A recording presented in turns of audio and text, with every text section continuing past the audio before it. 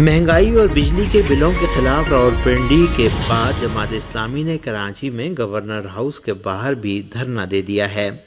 Pakistani media के मुताबिक red zone में दफ़ा 144 नाफिज होने के बावजूद जमात इस्लामी के कारकुनान अमीर जमात इस्लामी कराची मोनेम ज़फ़र ख़ान की क़यादत में गवर्नर हाउस पहुँचे। मोनेम ज़फ़र ख़ान ने धरने से खिताब करते हुए कहा कि हाफिज़ नईमुर रहमान की अपील पर अहले कराची गवर्नर हाउस के सामने हैं।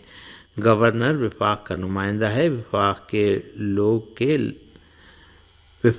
लोग के इलेक्ट्रिक के साथ मुआहदे करते हैं। उन्होंने कहा कि वफाकी हुकूमत में मुस्लिम लीग नून, पीपल्स पार्टी और मुत्तहदा कौमी मूवमेंट MQM शामिल है। MQM वाले मगरमच्छ के आंसू बहाते हैं और के इलेक्ट्रिक को सपोर्ट करते हैं।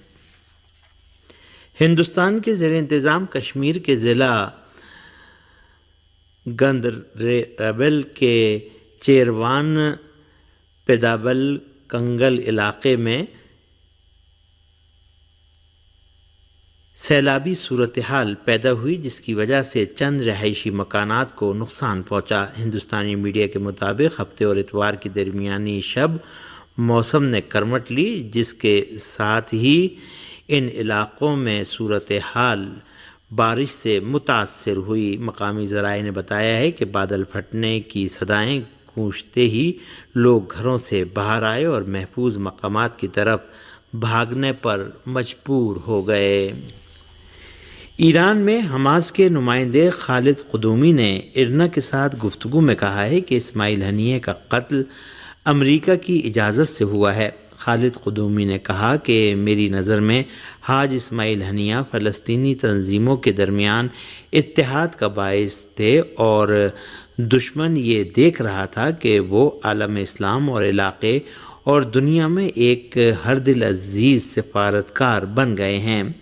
उन्होंने कहा कि अमरीकी कांग्रेस के अरकान ने 52 मरतबा से ज़्यादा नेतन्याहू के लिए तालियां बजाईं, तो इसलिए हम ये कह सकते हैं कि ये अमरीका की जानिब से हनिया के ख़िलाफ़ दहशतगर्दी के लिए एक तरह का ग्रीन सिग्नल था। उन्होंने कहा कि हमारे दुश्मन को लगता है कि अगर हमारे रहनुमाओं, ख़ास तौर पर इज़्ज़ुद्दीन अक़साम ब्रिगेड के कमांडरों को कत्ल कर देंगे तो ये रास्ता रुक जाएगा, लेकिन ये उनकी बहुत बड़ी गलत फहमी है। क़ुदूमी ने कहा कि उन्हें पता ही नहीं कि शहीद किसे कहते हैं। हम वादा करते हैं कि शहीद हनिया का विरसा जारी रहेगा और विरसा बच्चों की कातिल सयूनी हुकूमत के ख़ात्मे और बैतुल मुक़द्दस की आज़ादी पर मुंतज होगा। फ़लस्तीनी इस्तिक़ामत की कमेटियों ने ऐलान किया है कि शहर तल अबीब के करीब होलून इलाक़े में शहादत पसंदाना कार्रवाई सयूनी हुकूमत के फ़ौजी व सिक्योरिटी इदारों के मुँह पर तमाचा है।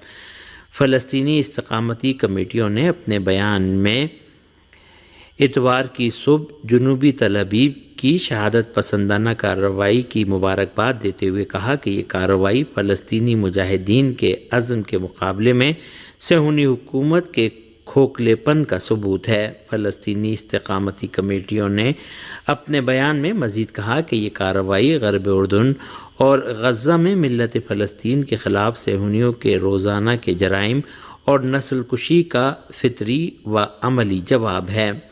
फ़लस्तीनी इस्तिक़ामती कमेटी ने सयूनी कातिलों का मुकाबला करने और उन्हें कंट्रोल में रखने के लिए गासिबों के ख़िलाफ़ मज़ीद दर्दनाक कार्रवाइयों का मुतालबा किया। मीडिया ज़राए ने इतवार की सुबह रिपोर्ट दी है कि तल अबीब के करीब सहूनियत मुखालिफ एक कार्रवाई में 2 सहूनी हलाक और कई ज़ख्मी हुए हैं। सहूनी ज़राए ने ज़ख्मियों की हालत नहायत नाजुक करार दी है। सहूनी मीडिया ने आज इतवार को एतराफ़ किया है कि गज़ा जंग में अब तक कम से कम 10,000 सहूनी फ़ौजी हलाक और ज़ख्मी हो चुके हैं। सहूनी मीडिया के मुताबिक गज़ा जंग के हालिया चंद महीनों के दौरान कम से कम 10,000 सहूनी फ़ौजी हलाक व ज़ख्मी हो चुके हैं। सहूनी मीडिया ने एतराफ़ किया है कि बहाली या न्यूरो سپائکولوجی میں ہر مہینے تقریباً 1000 نئے فوجیوں کا اضافہ ہوتا ہے۔ اسی سلسلے میں کچھ دیر قبل صہیونی حکومت کی فوج کے ترجمان دانیال ہاگاری نے اعلان کیا ہے کہ جنوبی غزہ پٹی کی جنگ میں ایک اور فوجی زخمی ہوا ہے اور جس کی حالت نازک ہے۔ غزہ اور غرب اردن میں غاصب صہیونی حکومت کی وحشیانہ جارحیت اور جنگی جرائم کا سلسلہ جاری ہے۔ غزہ پٹی کے ہسپتال ذرائع نے صہیونیوں کے تازہ ترین جرم میں متعدد بچوں سمیت درجنوں فلسطینیوں کے شہید اور زخمی ہونے کی خبر دی ہے۔ شمالی مقبوضہ فلسطین میں صہیونی حکومت کے فوجی اڈوں کے خلاف حزب اللہ لبنان کی کارروائیاں جاری ہیں۔